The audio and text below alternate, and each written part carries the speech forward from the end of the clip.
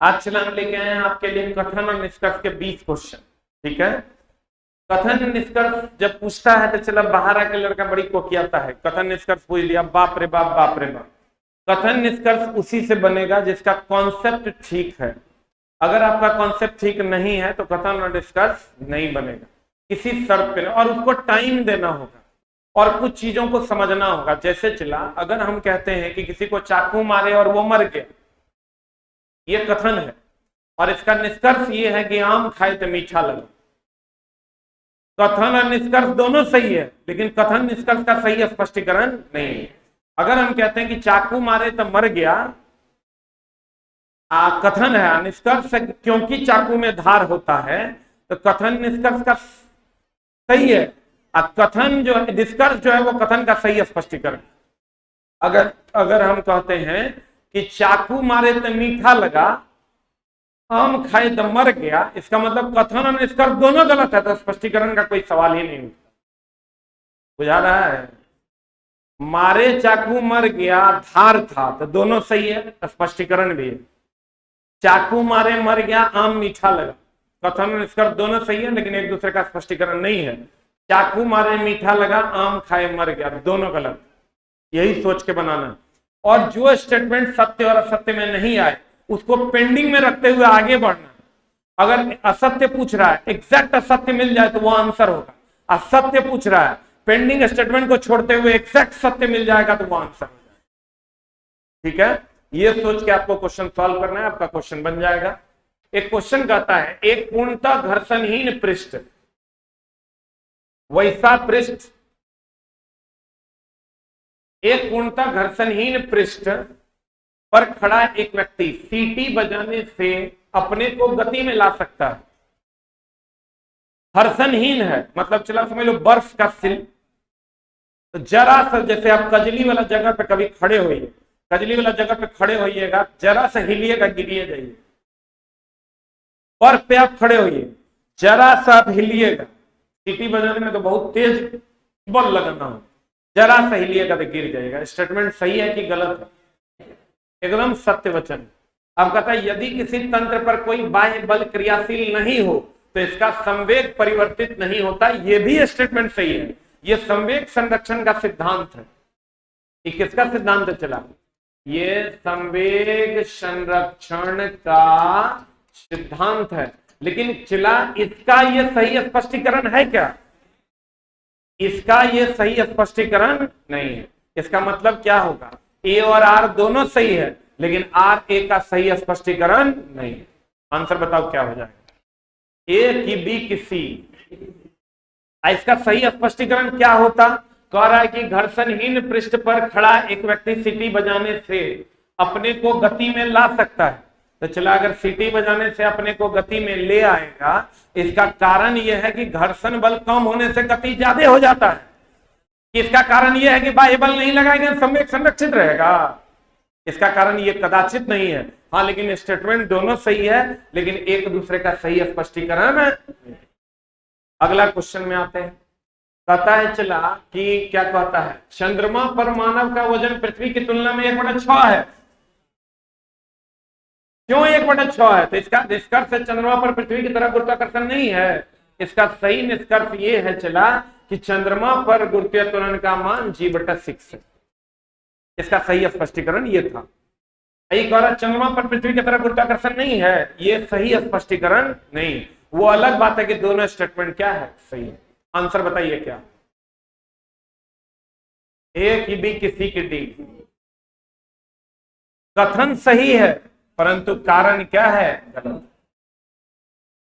अगला क्वेश्चन, जब कोई जहाज नदी से निकलकर सागर में प्रवेश करता, हम आपको बताए हैं कि अगर नदी से निकलेगा सागर में जाएगा, बड़े जगह पर जाएगा, तो ऊपर उठेगा कि नीचे जाएगा? ऊपर उठेगा। क्यों? क्योंकि सागर के जल का घनत्व तो अधिक होता है। अब चला पढ़िए, निकलकर प्रवेश करता है तो वह ऊपर उठ जाता है। देखो, जब कोई जहाज नदी से निकलकर सागर में जाता है तो ऊपर उठ जाता है। सत्य वचन है कि असत्य वचन?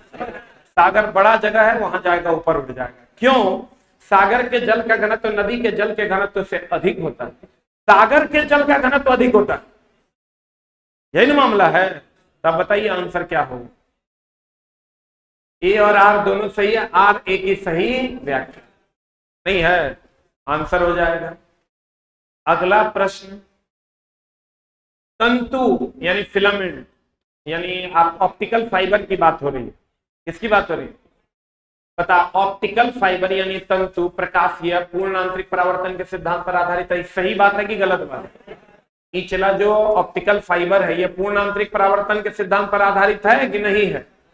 तो यहां से चला अगर 100% हम प्रकाश देते हैं तो यहां से 100% निकल जाएगा, ये अवशोषित नहीं करेगा। अवशोषित करेगा क्या? ये ऊर्जा का अवशोषण नहीं करता है, जितना यहां से देंगे 100% बाहर निकल जाता है। इसकी खोज नरेंद्र कपानी ने किया। किसने किया? अब चला कहता है प्रकाशीय तंतु संचार तंत्र में ऊर्जा उपभोग अत्यधिक हुई, सर खुद ऊर्जा का उपभोग करता है क्या? नहीं करता, तब ना जितना देते हैं उतना निकल जाता है। नहीं बुझा? हमको चला 5 को चॉकलेट दीजिएगा, हम उपभोग कम करेंगे तब ना 5 चॉकलेट वहां तक पहुंचेगा।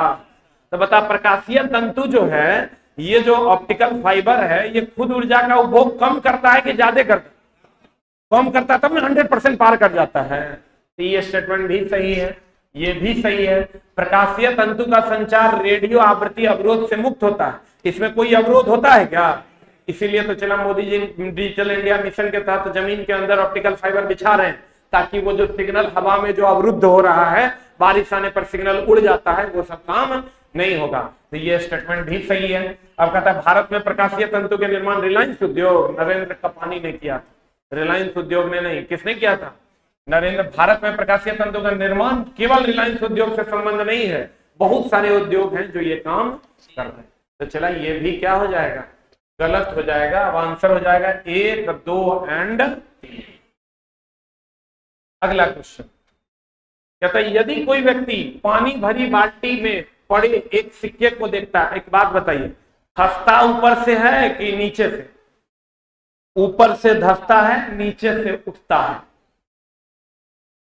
चला जी, अगर हम भी पढ़ाए होंगे या कोई भी टीचर पढ़ाए होंगे तो म्यू बराबर r/a पढ़ाए होंगे, याद है? बोलेंगे म्यू बराबर क्या पढ़ाए होंगे? r/a पढ़ाए होंगे। तो पढ़ाए होंगे कि धंसता है ऊपर से, उठता है नीचे से। एक बात बताइए, सिक्का को जब आप ऐसे देखते हैं तो आपको कम गहराई पर दिखाई देता है कि ज्यादा गहराई पर? हाँ, नीचे से देखिएगा तो ऊपर उठा हुआ प्रतीत होगा कि नीचे धंसा हुआ? आप पढ़िए एक बार, यदि कोई व्यक्ति पानी भरी बाल्टी में पड़े एक सिक्के को देखता है तो उससे सिक्का अपने वास्तविक स्थल से अपेक्षाकृत, बताओ वास्तविक स्थल ये है, यहां दिखाई देता था, निकट दिखाई दे रहा है कि दूर दिखाई दे रहा है? अब कहता है सही है कि गलत है?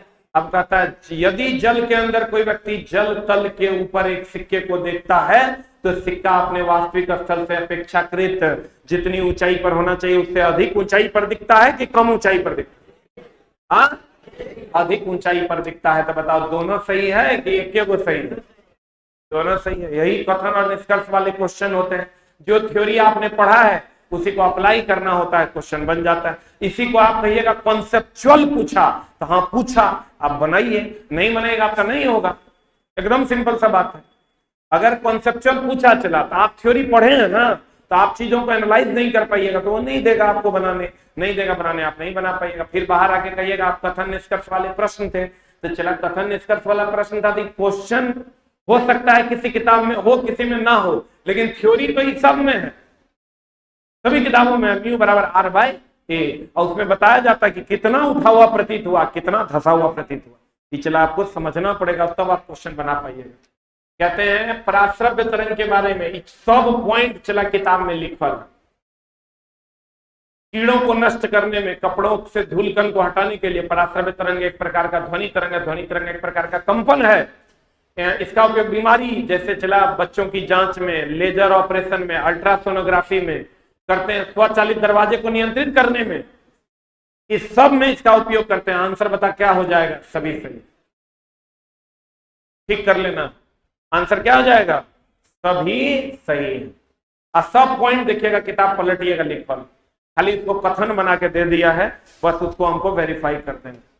अगला क्वेश्चन पता चला एलईडी और सीएफएल जानते हैं? सीएफएल एलईडी सब कुछ कट निगेटिव है, सब कुछ कट पॉजिटिव। का नाम है लाइट इमिटिंग डायोड। तो डायोड है जिसमें चला डायोड का प्रयोग होगा कि नहीं होगा? और डायोड अर्धचालक का बना होता है, तो बोलो ना रे, अर्धचालक का बना होता है। क्वेश्चन पढ़िए, सीएफएल का सब कुछ निगेटिव और एलईडी का सब कुछ पॉजिटिव। क्वेश्चन पढ़िए, बन जाएगा।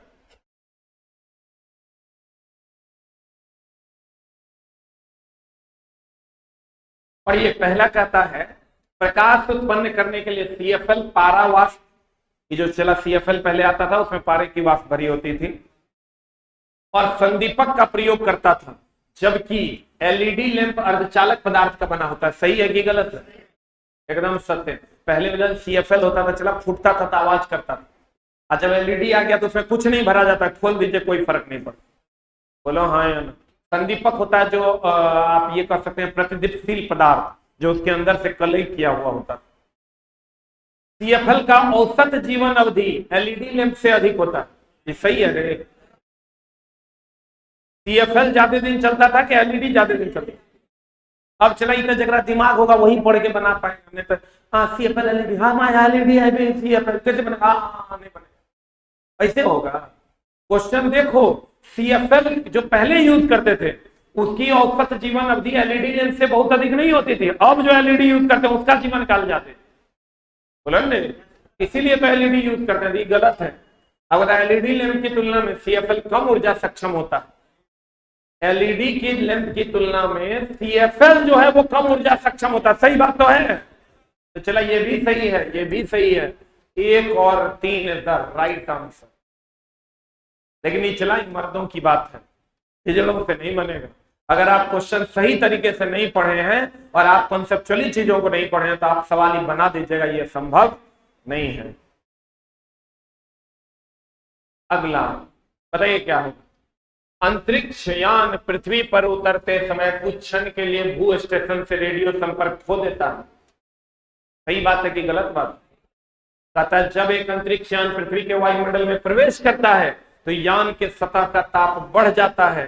जब वायुमंडल पृथ्वी के वायुमंडल में प्रवेश करेगा सतह का ताप बढ़ जाएगा, जिससे उसके चारों ओर वायु आयनीकृत हो जाती है। बताओ सही है दोनों की गलत है? क्या होगा आंसर? ए की बी की सी? ए इज द राइट आंसर। सही सही व्याख्या भी है, क्वेश्चन देखने से भी पॉजिटिव फील दे रहा है, इसलिए आंसर हो जाएगा ए फॉर।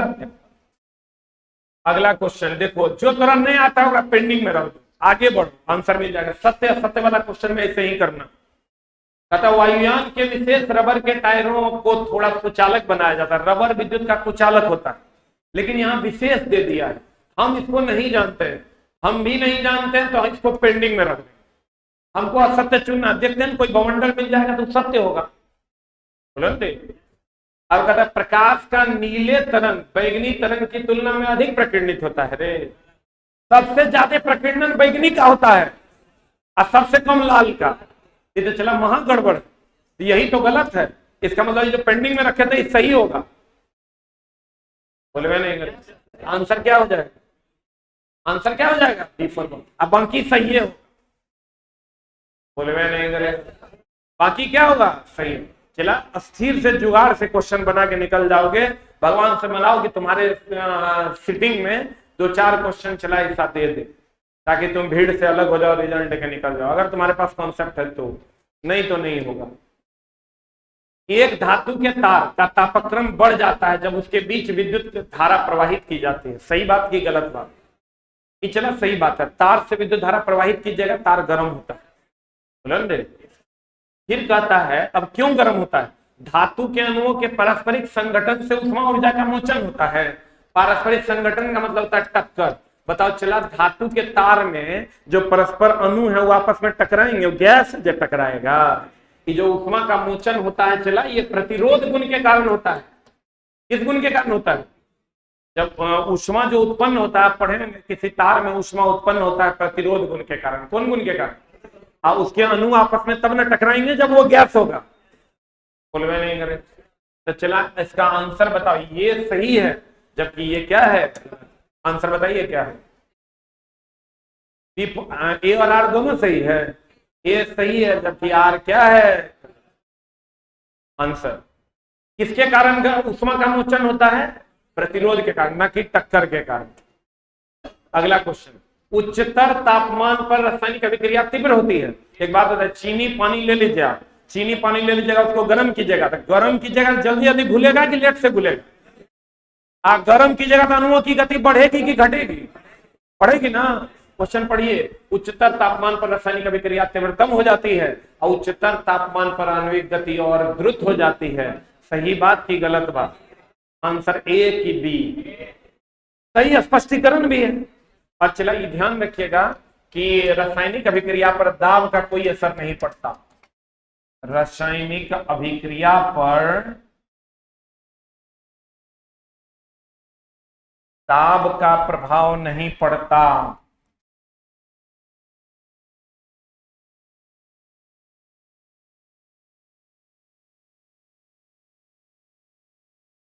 दाब का प्रभाव नहीं पड़ता।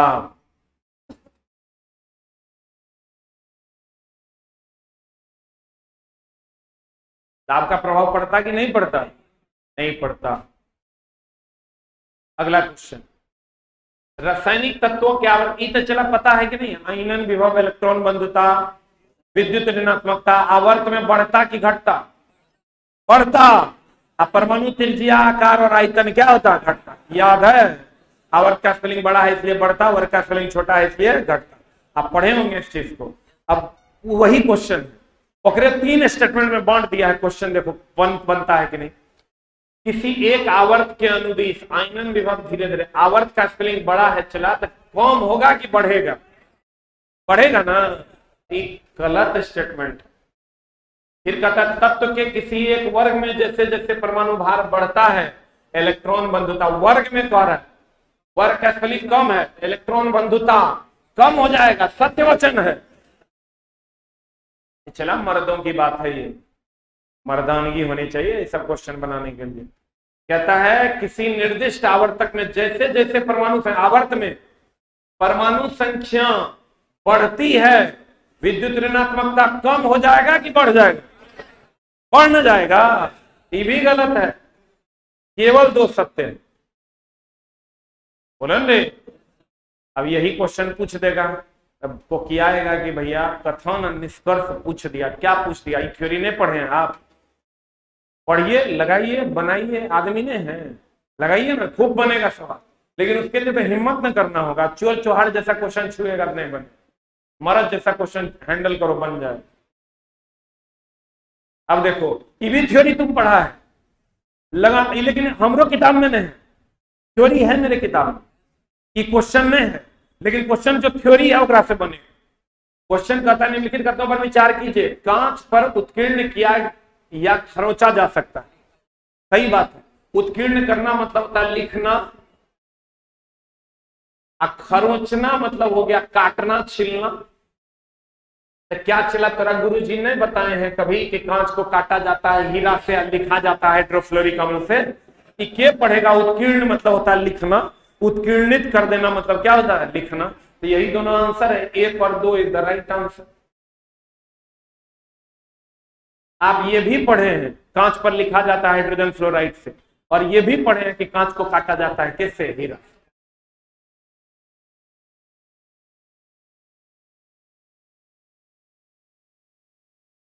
हो गया। अगला कहता है कथनों पर विचार कीजिए, नीचे गए कूट में सही उत्तर का चयन कीजिए। कैल्शियम सल्फेट की उपस्थिति में जल की, देखो तो आप गुरुजी पढ़ाए हैं, कठोर जल को हम लोग पी सकते हैं? कठोर जल में झाग देता है, मृदु जल को पी सकते हैं? मृदु जल को नहीं पी सकते, मृदु जल में झाग भी देता है। अब तोरा गुरुजी भी पढ़ाए हैं जल की कठोरता 2 प्रकार का पढ़ा है, एगो स्थायी कठोरता, एगो अस्थायी कठोरता। चला अभी क्वेश्चन तुम खोजोगे तो किसी किताब में नहीं है, लेकिन थ्योरी सबने तुमको पढ़ा है। अस्थायी कठोरता होता है कैल्शियम एंड मैग्नीशियम के क्लोराइड और सल्फेट के कारण, क्लोराइड एंड सल्फेट के कारण। और आप पढ़े होंगे अस्थायी कठोरता होता है कैल्शियम और मैग्नीशियम के, हम कितना बार बोले बड़का में बड़का स्पेलिंग, बाइकार्बोनेट के कारण पढ़े हैं। अब रुक जाइए, आई सबको दूर किया जाता है सोडियम कार्बोनेट से। इस सब को दूर किया जाता है किससे? तो होता है कैल्शियम मैग्नीशियम के क्लोराइड और सल्फेट के कारण या बाइकार्बोनेट के कारण, लेकिन इसको दूर किया जाता है किसके द्वारा? सोडियम कार्बोनेट के द्वारा। अब चला देखो, हम लोग कठोर जल पी सकते हैं, हम लोग कठोर जल से कपड़ा साफ कर सकते हैं। क्वेश्चन पढ़िए, कहता है कैल्शियम सल्फेट की उपस्थिति के से जल को कठोर बना देता है और वह उपयोग योग्य नहीं रह जाता। सही है कि गलत? फिर कहता है हीरा तांबा लोहा, हीरा जो है वो तांबा और लोहा से कठोर है। क्या हम तुमको थ्योरी में सब टीचर बताएंगे सबसे अधिक कठोर हीरा है? तुम कहा नहीं, ये कहां था, ये तो एनसीईआरटी में है। ये सब लोग हर किताब में लिखा हुआ है हीरा सबसे अधिक कठोर होता है। एक पढ़िए, बनाइए, आपसे बन जाए। फिर कहता है वायु का मुख्य घटक ऑक्सीजन है। अरे चौड़मल, वायु के मुख्य घटक नाइट्रोजन है। ई गलत है, ई सही है, ई भी सही है। नाइट्रोजन वनस्पति घी का निर्माण, कितना बार बोले हाइड्रोजन का उपयोग वनस्पति तेल से कृत्रिम घी बनाने में करते हैं, नाइट्रोजन का उपयोग करते हैं। गलत है, केवल 1 और 2 सत्य है, बाकी सब असत्य। आप बताइए, 1 मिनट रुकिए, आप ये थ्योरी यहां पढ़े हैं?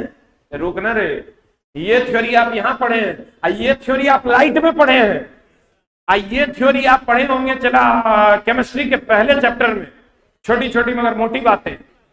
ये थ्योरी जो है आप पढ़े हैं उत्प्रेरक वाले चैप्टर में, जहां हम लिखा है कि वनस्पति तेल से कृत्रिम घी में बदलने के लिए निकेल उत्प्रेरक का उपयोग किया जाता है और यह प्रक्रिया हाइड्रोजनीकरण कहलाती है।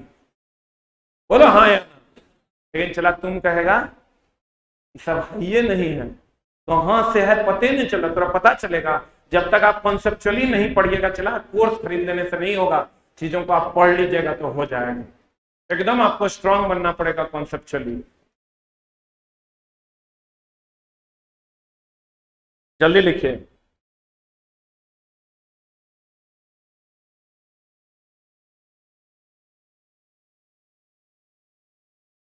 हमारे तरफ से चला जितना सहयोग होगा, हमको तू जे बोलेगा हम वो पढ़ा देंगे, कभी पीछे नहीं हटेंगे।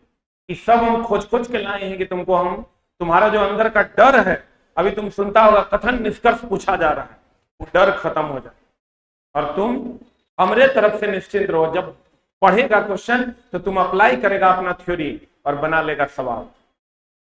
हो गया? अगला क्वेश्चन अब देखिए, चला जाए। कहता है निम्नलिखित कथनों पर विचार कीजिए विचारण करना है। हम जो थ्योरी जानते हैं उसके हिसाब से विचार कर लेंगे, आंसर आ जाएगा। कठोर जल उपयुक्त नहीं है पीने के लिए, सही बात। साबुन से कपड़े धोने के लिए एकदम नहीं है। बॉयलर्स के में प्रयोग के लिए कहीं ये उपयोगी नहीं है, ये भी सही है। फसल की सिंचाई के लिए भी मोटा जल होता है, चला फसल में दोगे ना ऊपरे में रह जाएगा, हर कण तक नहीं पहुंच पाएगा। चारों के चारों उपयुक्त नहीं है, 1 2 3 एंड 4। एक लाइन में समझिए, कठोर जल का प्रयोग हम लोग नहीं करते। अगला क्वेश्चन, सल्फ्यूरिक अम्ल। चला सल्फ्यूरिक अम्ल, ये मेरे किताब में भी लिखा हुआ है, हर किताब में लिखा हुआ है। सल्फ्यूरिक अम्ल की अगर हम बात करें तो उसको अगर पतला बनाना है तो अम्ल में पानी की पानी में पानी में अम्ल। तो चला देखो तो सही है, सल्फ्यूरिक अम्ल को तनु बनाने के लिए पानी में अम्ल। सत्य है क्या? सत्य है। फिर कहता है पानी की विशिष्ट उपमा अधिक होती है, एकदम सत्य वचन है। कथन और कारण दोनों सही है और सही स्पष्टीकरण भी है। बोले मैं नहीं करेगा। अगला क्वेश्चन कहता है एसिटिलीन। एसिटिलीन का नाम सुने हैं? एसिटिलीन को कितना बार बताएं? कैल्शियम कार्बाइड जब जल से अभिक्रिया करता है तो एसिटिलीन गैस देता है और इसका उपयोग हम लोग गैस वेल्डिंग में करते हैं, ऑक्सी एसिटिलीन गैस वेल्डिंग। इसी का उपयोग फलों को पकाने के लिए भी करते हैं। तो कैल्शियम कार्बाइड से ये बनता है कि सिलिकॉन कार्बाइड से बनता है? यहां लिखा है सिलिकॉन कार्बाइड और पानी के मिश्रण से बनता है, तो ये गलत है कि सही है? लिखल है कहीं समीकरण, किताब पलट के देखना, डायरेक्ट मिल जाएगा। फिर कहता है यह प्लास्टिक के निर्माण में एकदम यूज करते हैं। इथिलीन, पॉलीथीन, एसिटिलीन, इन सब का उपयोग प्लास्टिक के निर्माण में करते हैं। इथिलीन से ही ना पॉलीथीन बनता है। अब वेल्डिंग उद्योग में तो करवे करते हैं। आंसर क्या हो जाएगा? 1 और 2 दोनों क्या है? सही है।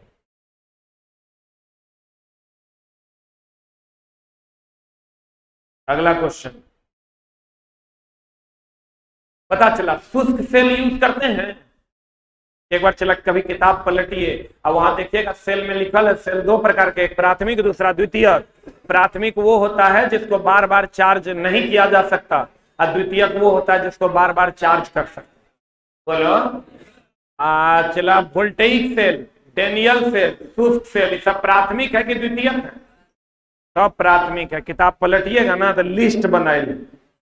कहते हैं एक शुष्क सेल आवेशित नहीं किया जा सकता, एकदम नहीं किया जा सकता, ये प्राथमिक है। बोलो हाँ या ना।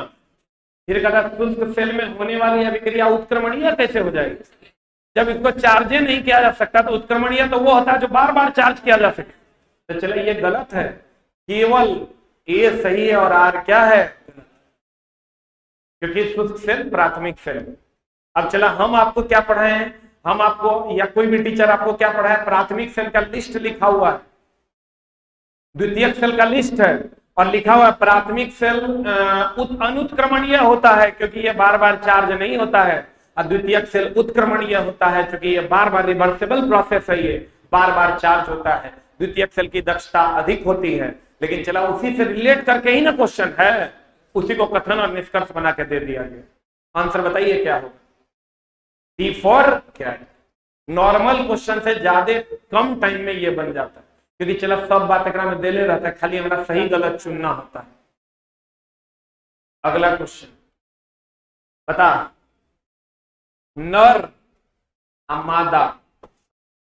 चला नर जो है फूल से चूसता है, सबको पता है। मादा क्या चूसता है? चूसती है। और इसका डेना जो होता है ये छोटा होता है कि बड़ा? छोटा होता है। और इसका डेना जो होता है वो क्या होता है? अब क्वेश्चन बनाइए, बन जाए। पढ़िए,